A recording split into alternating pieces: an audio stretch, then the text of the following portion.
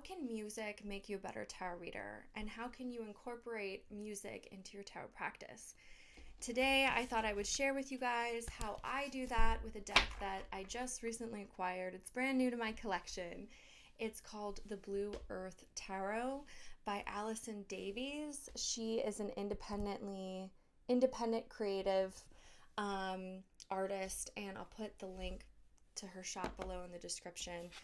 But what really intrigued me about this deck is it's entirely created with cyanotype prints. And so all of the artwork is this deep indigo blues and whites and ultramarine hues, and it's very minimalist. So cyanotype printing, for those of you that don't know, is something that came out in like the 1800s. It's like a very old form of photography. And you take this chemical mixture and you soak like a cloth or a piece of paper with this mixture, and then you place objects on top of it and you put it out in the sun. And depending on what is exposed to the UV rays of the sun and what's in shadow will give you those color contrasts. So she actually cut out these shapes or collected objects and put them on top and exposed them to light to create these really cool minimalist abstract works of art that I think are really unique.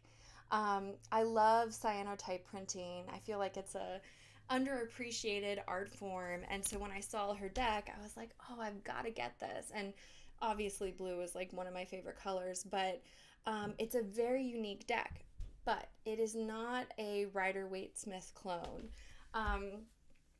When I get a deck that is a Rider-Waite-Smith clone, and it just pretty much copies the normal style that everyone's used to, I don't really need to study that deck. Like, if it's a copy, I don't really need to get to know what this deck is about or what this artist is trying to communicate with their artwork.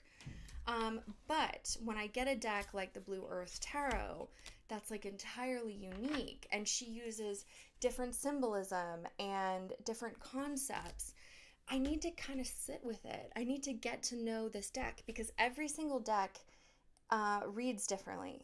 A tarot represents archetypes, and archetypes are universal, and there's many, many, many, many different ways to communicate and experience those archetypes, not just the Rider-Waite-Smith way. And when we get a deck that is not a clone, you really, at least for me, I have to like really sit and connect and bond with the artwork and create connections in my mind and my subconscious so that I can communicate these concepts. And one of the ways that I do it is with music. And if you've watched my other deep dive videos, you know I also incorporate like movies and books and fragrances, and I love to just explore art and philosophy and all these different ways of creation that inspire me with my tarot decks. But today, I thought I would share with you the playlist that I created for this tarot deck and why, and how I get to introduce a new tarot deck to my collection. How do I learn how to read something that's not a clone, that's really unique, that's really different? When you look at this, for example, if you're not familiar with what the Five of Cups mean or what is trying to be communicated in the artwork here, it might be very difficult to read. So doing this exercise with music, I find, is really helpful.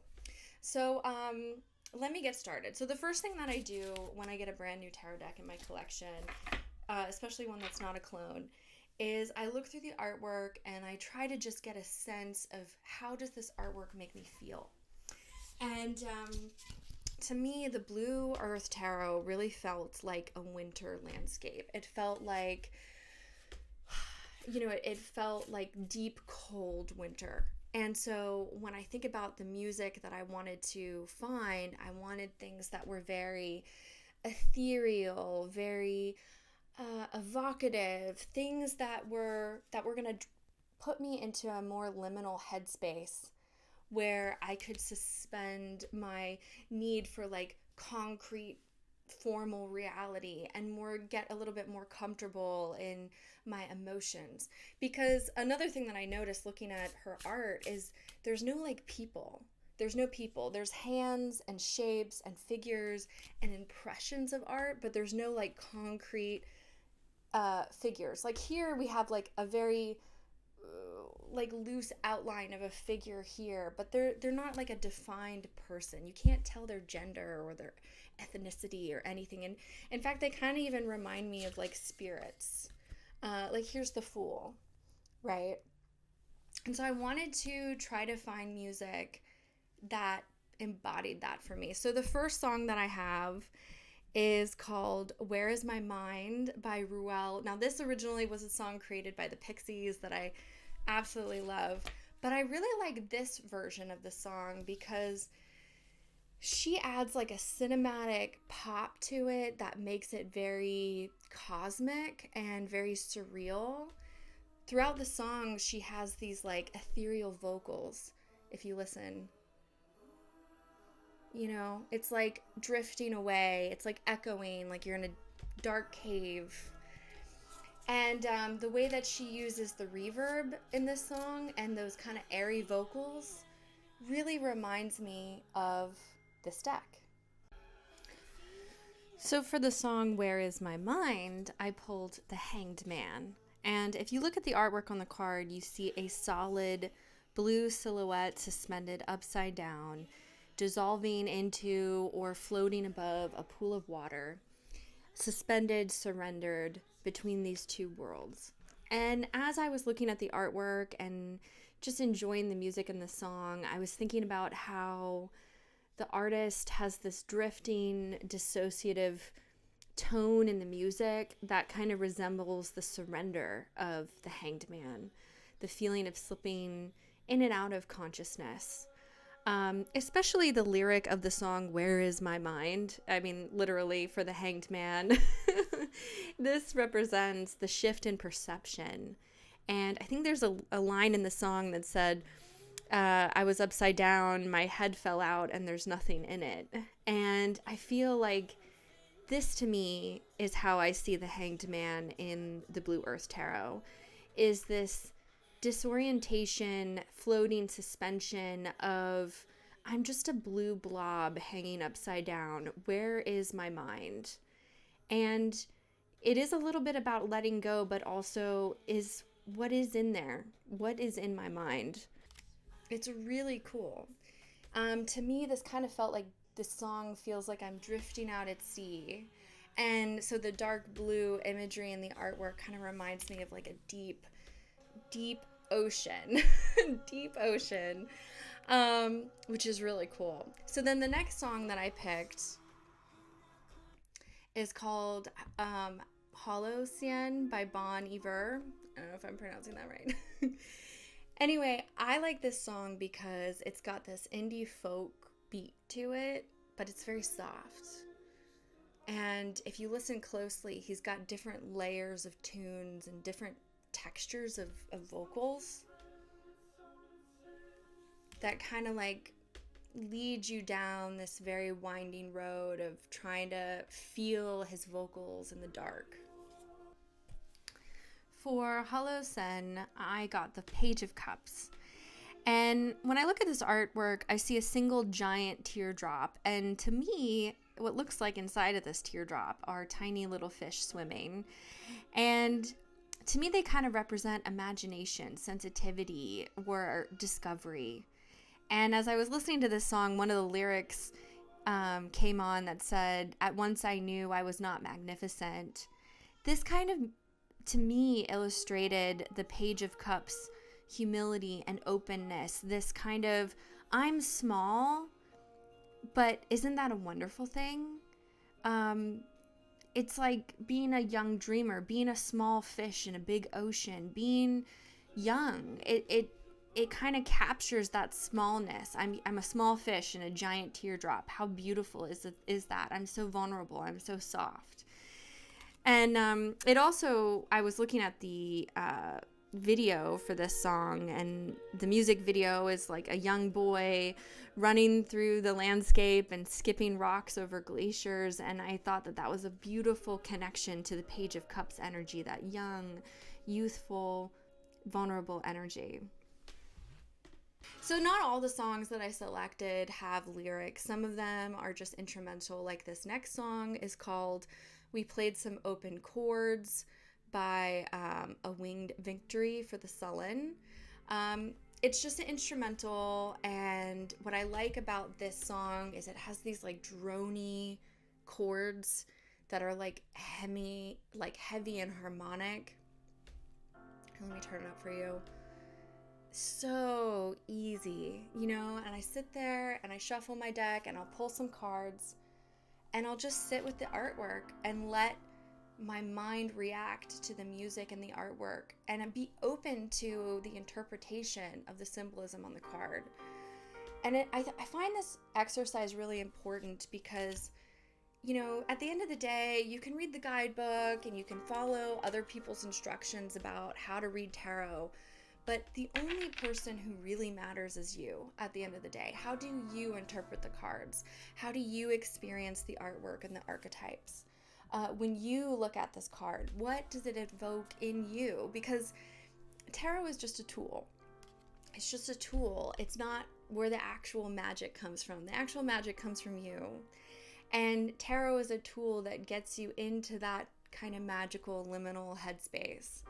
And one of the ways that I do that is I bond with music and I let the music kind of take me out of my mind so that I can feel the artwork, so that I can feel how this shows up for me in my own life or in my own experience. Now the next song that I have, this one's kind of fun. I've listened to this like many times. I like the tempo, I like the beat. It's called Borealis by the Huntress and the Holder of Hands. For Borealis, I pulled the Five of Cups, and when I look at the image on the card, I see a leaky faucet that is dripping and dripping and now has overflowed into an ocean. And as I was listening to this song, I was feeling that melancholic tone, that very spacious sadness that I feel like mirrors the Five of Cups. It is almost as if, you know, my tears have now spilled over, and something that seems small, a loss that might have been small, also feels tidal. It feels overwhelming. And so for me, my interpretation of the Five of Cups connects with this song because she's very melancholic, she's very sad. She's talking about how like a single wound can feel something grand, like the Borealis above you. It feels like your body is almost outside of yourself. It's this very, it's almost, when I listen to the lyrics of this song, it's like she doesn't know where her grief ends and begins. She's so connected to her loss. And so when I look at the imagery of a faucet overflooding and flowing into the sea, it vibes with me. It fits that, the emotional buildup of grief in this song, that like maybe it starts off as a trickle, maybe things are not devastating immediately, maybe you know, it's a little loss, maybe one day your partner doesn't hug you or doesn't kiss you and it's a small thing, but then those small things build up into this trickle, now becomes a giant chasm of an ocean that has flooded, and it's built up of these small little sadness. And so that's how now when I look at the Five of Cups, I feel just like this song. There's this slow grief, there's this slow crescendo of grief that comes up. How little tiny drips from the faucet can become a huge emotional chasm. It's great. It's a really great song and really talented artist. So then the next song that I have is called The Rip by Portishead, and this band is known for their like raw, moody vocals. This particular song kind of oscillates between like electric and raw vocals. Let me turn it up a little bit so you can hear. It's got this like tension that the artist creates that's really interesting. I would almost think of like maybe the Three of Swords or the Wheel of Fortune kind of reminds me of this song. It's like lonely in a way. Very good song. So the next song is a favorite of mine. It's called Dreamer by Jenn. She just has such a stunning voice. stunning. For this song, I pulled The Fool. And when I looked at the artwork, I see a figure who's standing at the cliff's edge, kind of tempting gravity, because they already have one foot over the edge. And when you look closer at the artwork, you see that their body is covered in wolves. Some of the wolves are howling, some are watching, and to me this felt symbolic to instinct, like a calling, the wildness within, the wild parts of the self. And as I was contemplating that, listening to the song Dreamer, I was thinking about how the lyrics talk about surrender to possibility, even when you can't see what's in front of you, which is, to me, exactly what the Fool represents. And in this artwork, this Fool is just hovering over the cliff. I don't know what the possibility is going to happen. Jenn Grant, the vocalist of this song, her voice feels very weightless, very luminous, very innocent. To me, that captures that emotional feel of the Fool, that naivety, but also that spiritual bravery of what is in the unknown. I'm going to dream. I'm going to step off. I'm going to go forth. This is someone who trusts the call of the wild, so to speak, if we're going to use the wolves as the representation of our wild calling. So maybe the wolf represents the spirit in you that's connected to your wild self. It's the dreamer that calls you, that howls to you what path is waiting for you. It's that dream. And I think when you have a deck like this, especially a deck that's very minimalist in the artwork, you do have to kind of use your intuition and your imagination to fill in the gaps. This is not the kind of deck that's going to hold your hand and spoon feed you interpretations. You know, I mean, even looking at this, the Seven of Cups, it's very minimalist, and we've got 7 drops of water that are all slightly different, and you fill in the rest. What your emotion, what your intuition, what your reaction is, creates the tarot reading. Cards like this, decks like this that don't spoon feed you, or they don't follow the Rider-Waite-Smith typography, really challenge a lot of readers. And I find it that, you know, if you only knew how to utilize your own intuition on a deeper level, then more doorways with tarot reading would open to you. And for me, you know, music is one way that I allow myself to get creative with the deck. Okay, the next song that I have is called Turning Page by Sydney Rose. I love her vocals on this. Let me fast forward a little bit. It's like delicate. It feels like an intimate moment that you're there experiencing it. It's very tender is how I would describe this song. For the song The Turning Page, I pulled the Empress. And when I look at this image, I see a vast, giant figure holding the stars against her chest. Beautiful hands reaching out, kind of just holding us in their entirety. And below her are either soft white bushes or clouds gathering. And there's this beautiful crescent moon that hangs above, intuitive, tender, receptive. And as I was listening to the soft notes of this song, I feel this devotion in her voice. She sings about wordless love, the gentleness of allowing yourself to feel something beautiful. Sydney Rose, her version of this song has just a frail, fragile intimacy. Her voice is like trembling in very slightly, like someone is just holding you something so precious, so close. And so when I look at this card, I feel that wholeness. I feel like this cosmic force is holding us and holding something precious and tender. There's a quote in the song that says, "I've waited 100 years, but I'd wait 1,000,000 more for you." And I feel like that connects to the artwork of the timelessness.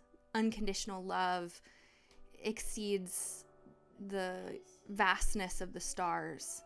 There is this eternal mothering that waits and holds and protects us. It embraces us without any condition or expectation. Holding the stars to her chest, really echoes the softness of the lyrics of something precious and luminous.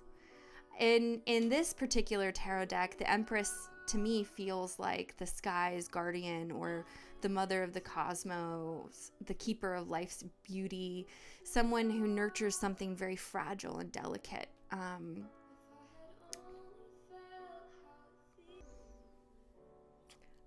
One of the other reasons why I liked this song is because it's very minimal in its composition and layers. And so you can just sit in the simplicity of the music and connect that with the simplicity of the artwork.